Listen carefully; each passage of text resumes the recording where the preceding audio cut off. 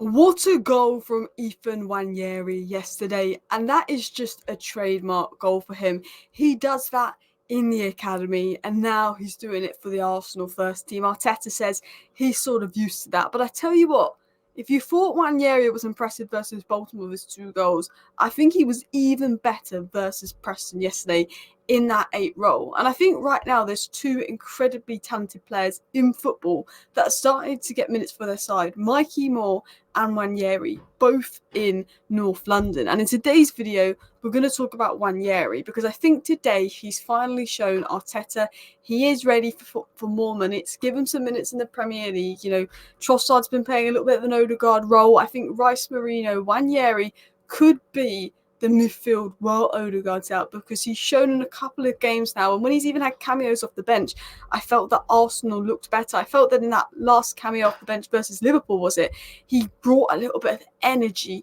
to Arsenal, and I think he's saying, look, Odegaard's out, Odegaard's probably going to be back soon, we're going to talk about that. I think he's saying to Arteta, I'm ready. And in these recent performances, and I know it's against Bolton and Preston in the Carabao Cup, but you can only judge what's in front of you.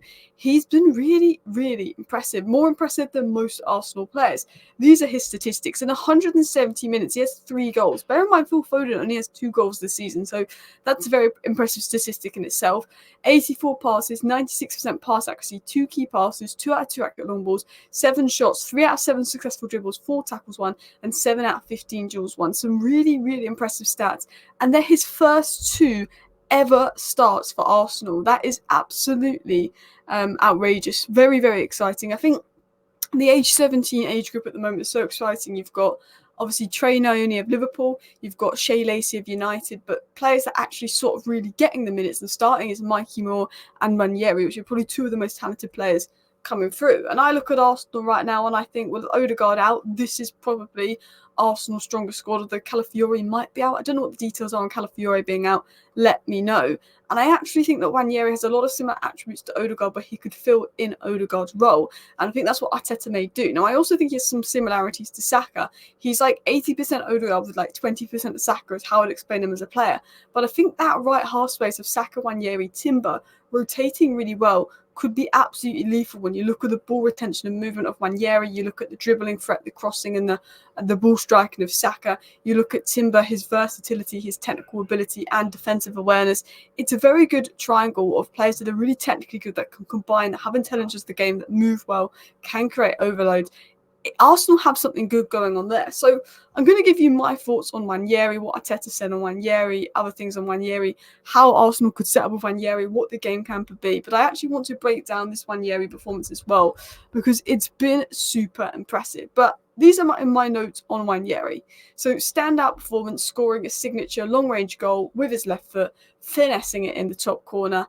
And this is something that from his academy clips, you've seen him do multiple times. He's now outscored Phil Foden this season with 3 goals. His skill set, his first touch, his dribbling, his passing and ball striking show what an impressive player is at 17 years of age. The power in the shot, the finessing was fantastic, but I think it's his first touch. I think it's his ability to receive the ball on the half, then touch it, play it forward. It's control of the ball, composure on the ball, but then also the ability to, when he has the ball, dribble, pass, and take on players. Like, he takes risks as a player. He likes to move the ball, whether it be a risky pass, whether it be a risky dribble, take people on, get the ball from deep, dribble around a few people. He wants to go forward. He wants to make something happen. And I think that's what makes him such an exciting talent for Arsenal, is how he wants to go forward and make something happen. I think his ability to create space is absolutely top draw. I think some of his movements off the ball, when he receives the ball, how he's often running and receiving the ball on the run, but then when he plays the ball, he's making another run and making a passing option. But sometimes when he makes runs,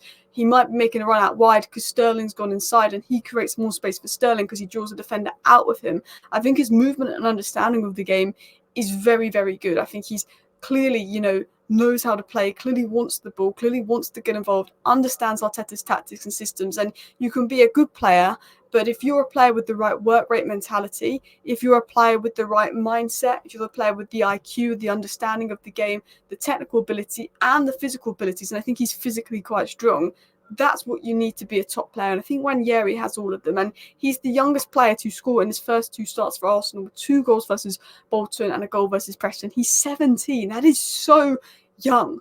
Like Phil Foden, I think, is 24 or maybe 25 now. 17 is crazy young. And I generally think with Trossard sometimes playing more deep, he could take that place with Martinelli on the left, Saka on the right, Havertz up top, and he could take the Odegaard role. But what did Arteta say on Nwaneri in that performance after the game? He said Ethan Nwaneri, is showing every day what kind of skill he has. His teammates trust him as they give him the ball. That's a great sign for him. He's a big talent, right attitude. We have some player there. I'm sure of that, says Mikel Arteta on Nwaneri. He said that goal that he scored, he did it yesterday in training. We're getting used to that. And I've heard Arsenal players talk about how impressive he is in training, and Arsenal players being blown away by his ability in training and the skill that he is showing. And I can see why Arsenal fans are so excited about him. He's a really, really impressive young talent. I think him and Mikey Moore are my two to watch this season as well. Arteta said on Nwaneri, his teammates give him the ball every time, and that's a great sign. We have a great player there. And his teammates are always looking to give him the ball. He's the most unexperienced kid there, but he's always making runs, always calling and asking for his ball. And his teammates want to give him the ball because they know when he has the ball, he can keep it. He can make something happen. He has something electrifying in him. The teammates are excited by him, and they've seen him in training, and they know the quality he has, and so does Arteta. Now, the interesting thing is, I think we're at a point where Nwaneri is sort of proving to Arteta, give me some more minutes. Give me some minutes in the Premier League. When I come off the bench, Arsenal will get better. Look at my 2 starts, how I've performed. Odegaard is out. Now, Odegaard could be back for next week's trip versus Inter Milan, which doesn't give Nwaneri much time to cement himself in. But obviously, I think Odegaard coming back is really good for Nwaneri because it gives someone for Nwaneri to learn off and be gently moulded in. I think at 17, he needs to be gently moulded in. I think if you say you're in the team, you're a regular starter week in, week out now, and he has one bad game, there will be a small percentage of the people that would get on Nwaneri's back and give him a stick. I think it's crazy. I think it's really smart to mould him in. But I think Odegaard coming back will make it a little bit harder for him to be moulded in. But I think there will also be minutes there because I don't think Arteta wants to throw Odegaard in the deep end and start him straight away. And I think Arsenal are in a good position now where with Odegaard back and Nwaneri there, they know there's a bit of competition, a bit of rotation, and some tactical adaptation that he can do. So let's talk about Nwaneri. Let's talk about Arteta's game plan for Nwaneri and why I think it works really well. So this is obviously the lineup from the last game. Now, I think he works really well on the Odegaard role because if you look at the setup here that Mikel Arteta employed, it's allowing him to occupy the half spaces. There's 2 types of wingers. There's wingers that are really good out wide. They're pace, they're 1v1 merchants. They're really good. They're really electrifying. Kvaratskhelia Helia is one, for example, really electrifying out wide, pacey. Garnacho obviously thriving in that, Pedro Neto. And then there's other types of wingers that are more pass-thirst wingers. Now, obviously, Nwaneri's not a winger. He's more of a number 10 / wide 8. But he, if you look at Cole Palmer isn't a winger, but he played right wing under Poch a lot last season, but he occupied best in the half spaces. He's now a number 10 under Maresca. You look at Cole Palmer, you look at Kulusevski, they've played on the right-hand side, but they're best as a right-sided 8 or a number 10. That's where they play best. They have the capabilities to play on the wing. We saw Nwaneri has the capabilities to play on the wing, but as a right-sided number 8, that's where Cole Palmer thrives, Kulusevski thrives, and Nwaneri's in that sort of mould of players in terms of he's not, your Saka, your touchline winger, but he's someone that's more similar to like a Palmer, could play on the wing, but he's going to excel best in the half spaces.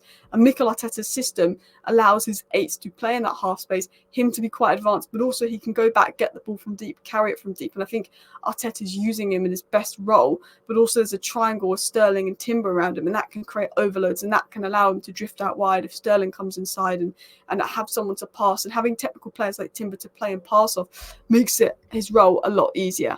Now, I'm going to quickly break through his performance because I don't want this video to be too long, but I thought his performance was really impressive. He was threading through a pass here to Sterling, how he'd get the ball in these sort of areas with 3-4 players around him, how he'd touch the ball, control the ball, and he doesn't give the ball away in this area. You think he's going to give the ball away, and he kind of dribbles around a play. You think he's going to play it to Martinelli, so he manipulates the defender into making him think he's going to play that pass to Martinelli, and then he actually dribbles past the defender, gets around and plays the ball back to Martinelli. But his ability to retain the ball, manipulate defenders, they can't predict his next move, was super impressive. You see just things here where he received the ball here and the touch and control he took to then lay the ball forward for himself. I also think he showed capabilities out wide.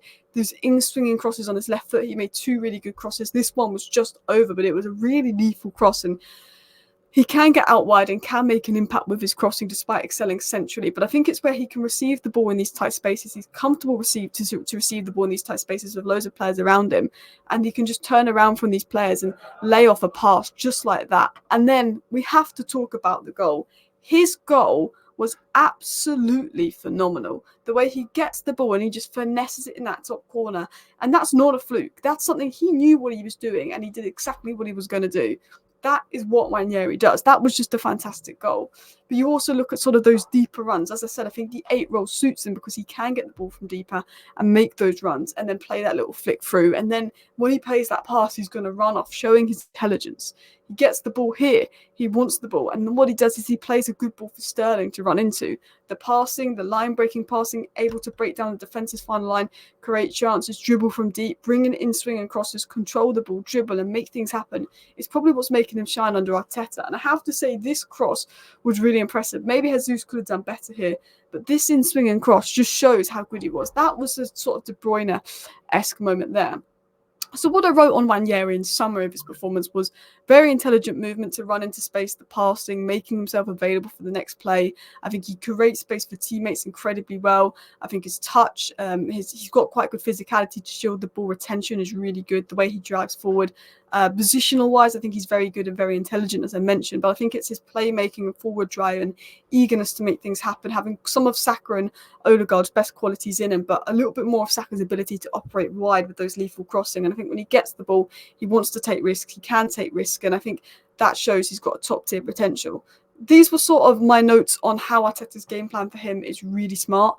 I think he thrives in the half spaces, as I mentioned earlier when I described the profile of player he is, and I think Arteta is using him in a right-sided 8 in the zones, which I think really get the best out of him. I think the way he's being deployed really utilises his strengths as a player in those advanced sort of right half space zones is where he's brilliant.